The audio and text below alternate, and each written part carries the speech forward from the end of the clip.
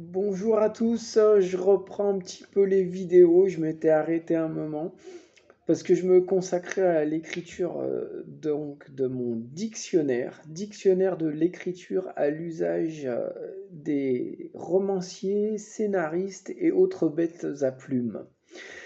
Alors ce dico en fait, il y a d'abord 200 entrées à peu près qui vont parler de la dramaturgie d'une part et du style d'autre part.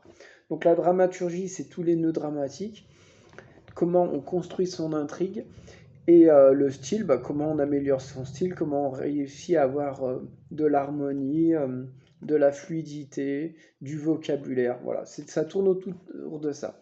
Alors bien sûr, je l'ai fait à ma sauce, c'est du pur Ludo.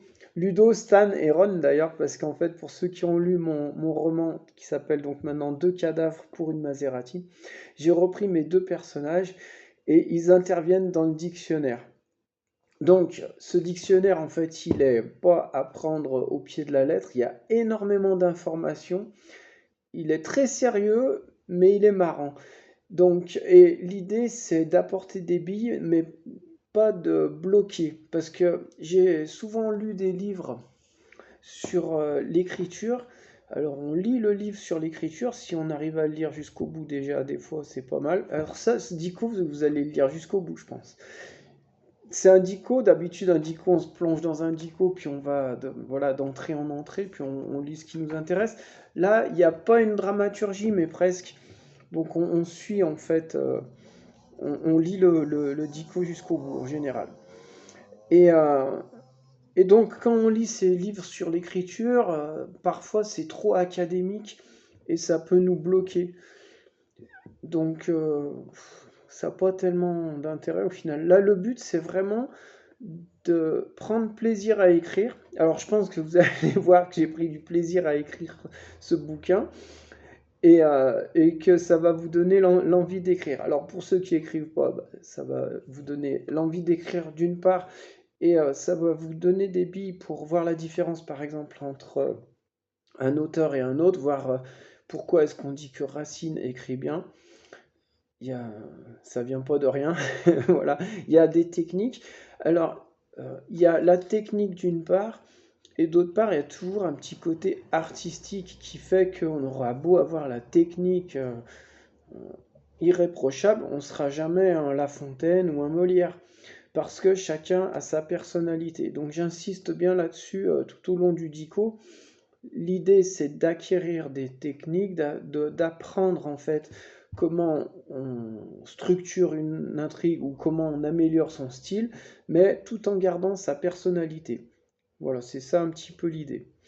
Et donc au milieu des entrées, il y a des fois il y a des dialogues entre Ron et donc Ron, un géant, un rouquin un petit peu grande gueule et puis pas toujours finot. Enfin, on a l'impression qu'il n'est pas toujours finot. Et Stan, un écrivain un peu mythomane aussi, donc faut pas toujours les écouter. Donc dans les entrées, euh, comment dire, l'idée par exemple, je fais toutes les figures, enfin toutes, j'en fais beaucoup, je fais les figures de style. Quand c'est simple, je pars sur un petit délire, et puis quand c'est inutile, je le dis, et quand c'est pertinent, je donne un exemple. Voilà, c'est un peu la façon de faire. Pour les nœuds dramatiques, par contre, ouais, les nœuds dramatiques, alors pour avoir lu pas mal de livres sur la dramaturgie, vous verrez que là, des fois, je vais, il me semble, un cran plus loin que ce qui est présenté, des fois. Voilà. Et puis après, l'idée, c'est chacun doit trouver son rythme et faire à sa sauce, sachant il y a des règles. C'est-à-dire que quand on veut créer une émotion, ça vient pas de rien. Il y a une différence entre le suspense, la surprise. Tout ça, ça se travaille. Quand Hitchcock il fait un film et qu'il y a du suspense, il met en place certaines choses. Libre à chacun de suivre les règles ou pas, mais quand on ne suit pas les règles, on risque de passer à côté de l'effet. C'est un peu ça l'idée. Alors je vous donne quelques entrées juste pour qu'on voit à peu près Alors dans F, il y a faiblesse. La faiblesse du personnage, parce qu'un personnage, pour qu'il soit intéressant, il faut qu'il ait des faiblesses. Des fois, on dit qu'il faut que le personnage il soit en adéquation avec l'intrigue. Mais qu'est-ce que ça veut dire en adéquation avec l'intrigue? Il faut qu'il soit en quelque sorte inadapté aux obstacles qu'il va rencontrer. Si par exemple le film il traite de la traversée de la Manche et puis que le mec c'est un nageur hors pair, il n'y a pas de surprise, il n'y a pas d'intérêt. Par contre, si c'est un mec qui est tout pour ne pas réussir et que ben, on s'intéresse, on se dit va-t-il y arriver? C'est ça l'idée. Donc des faiblesses. Fantasy, alors après fantasy, romance et transgenre, ah ouais. Donc oui, effectivement, des fois je pars un peu dans des délires.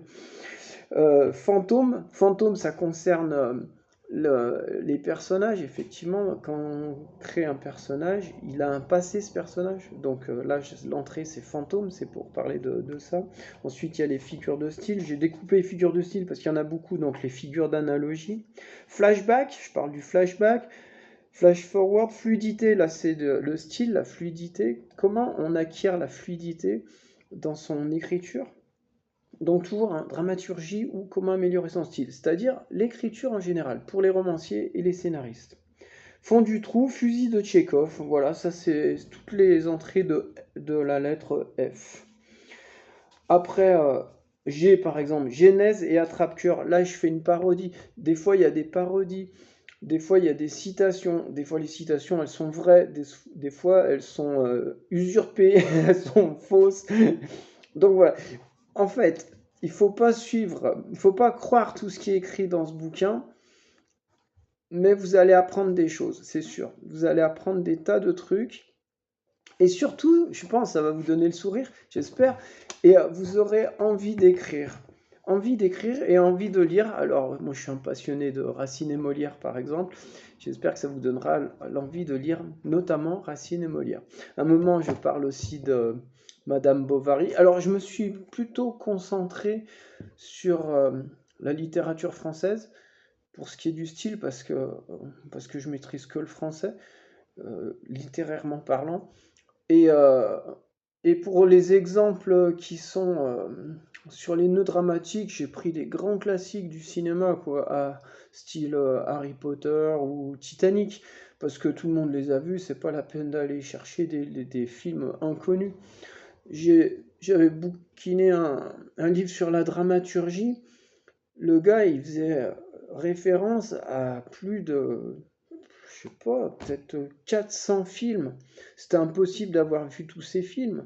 Il aurait fallu 4 vies pour voir tous ces films, ça n'a aucun intérêt. Il faut se concentrer sur quelques films que tout le monde a vus, et puis voilà, ensuite on en parle, on analyse les prémices, comment ça se passe, est-ce que les obstacles, le climax, voilà. Donc j'aborde tous ces sujets, et il n'y a pas besoin d'avoir vu 1 million de films, et c'est compréhensible.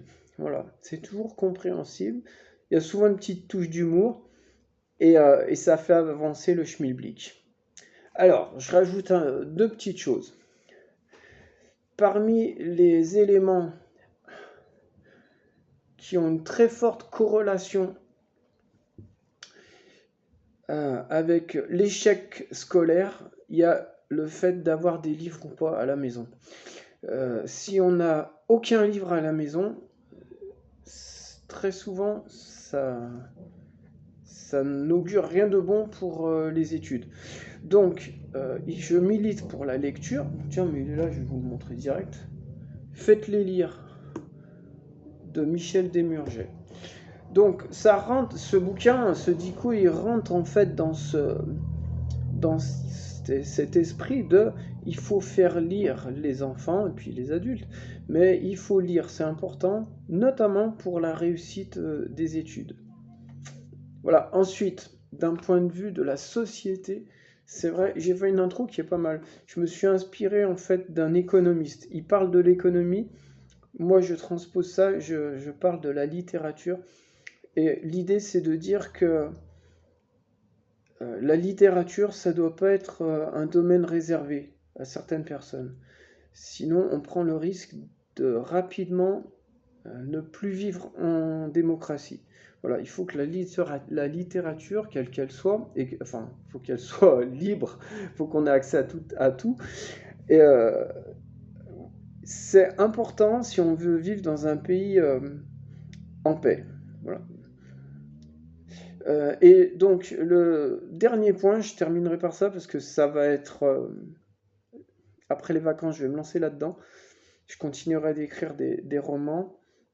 Mais c'est le bien-être. Et parmi les éléments qui font qu'on est bien ou pas, il y a le fait d'utiliser son cerveau à bon escient. Et souvent, le mal-être, les maladies mentales, même Alzheimer ou des trucs, ou les dépressions, ça peut être pas guéri, mais c'est bon d'avoir des activités qui sollicitent le cerveau. Voilà. Alors, il y a des théories là-dessus.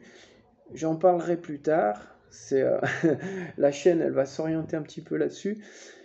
Et le fait d'écrire, pas simplement de lire, le fait d'écrire, c'est bon pour le cerveau, c'est bon pour la santé mentale.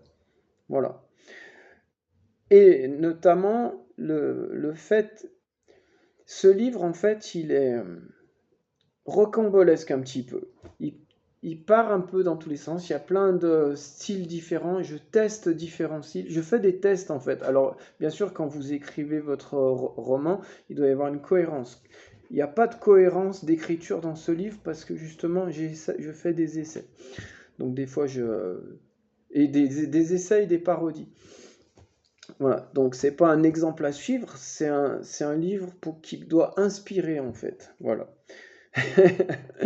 Bon, c'était une vidéo un petit peu longue, j'ai un petit peu tout mélangé, mais je voulais terminer sur cette histoire de bien-être parce qu'en fait, moi, j'écris des livres pour me faire plaisir, mais l'idée, c'est qu'il y ait du bien-être derrière. Quand on lit mon bouquin, Deux cadavres pour une Maserati, on le lit avec le sourire. Rien que d'en parler, ça me donne le sourire.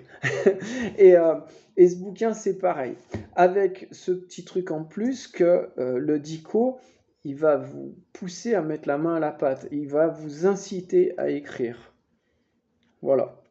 Alors, mes vidéos, je les retravaille pas, j'ai pas envie, voilà, je n'accélère pas le rythme non plus parce que ça aussi, je trouve que c'est mauvais. Et je vais essayer de faire moins de shorts parce que les shorts c'est mauvais pour la santé et c'est mauvais pour la société. Donc je fais pas souvent des vidéos, mais quand je vais en faire, elles seront calmes, elles seront un petit peu posées, tranquilles. Voilà.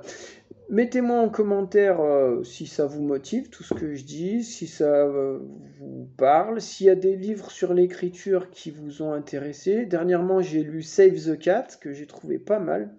Je l'ai lu en anglais, autant vous dire que j'ai pas tout compris. Non, non enfin, le défaut, c'est pas. Si, on va dire, allez, le défaut de Save the Cat, c'est que il donne une structure assez rigide. Donc, il faut juste se dire, il y a une structure qui est rigide, libre à chacun de naviguer là-dedans et de faire un petit peu à sa sauce. Voilà. Mais la structure qu'il donne, elle est bonne. C'est comme ça que fonctionnent les films, tous les films américains qu'on voit qui cartonnent. Ils sont construits avec Save the Kite. Voilà. Allez, bisous à tous. Profitez du soleil. Et puis le soir, avant de faire dodo, vous plongez dans un bouquin. Idéalement, Deux cadavres pour une Maserati, mon roman, et celui-là bientôt disponible. Alors sur Amazon, pour le moment, il sera sur Amazon parce que j'ai pas contacté les éditeurs, donc je l'ai mis comme ça. Il est à un prix ridicule. Je l'ai mis à 10 euros, je crois. Mais si je le mettais plus bas, le problème c'est que je touchais quasiment plus rien parce qu'il y a des paliers en fait sur Amazon. Donc je l'ai mis comme ça. Ça peut être un livre à offrir aussi. Et alors par contre, si vous êtes écrivain, si vous animez des ateliers d'écriture et si vous êtes bêta lecteur, atelier d'écriture, bêta lecteur, ce livre, il est obligatoire pour vous parce que c'est vraiment un outil. Voilà, un outil qu'il faudra critiquer, un outil, vous direz, mais ce gars, il m'a fait rire, mais il dit n'importe quoi, ça va pas, je vais pas faire comme ça. Mais je vais faire autrement, ça peut donner des idées. Voilà. Allez, bisous à tous, ciao.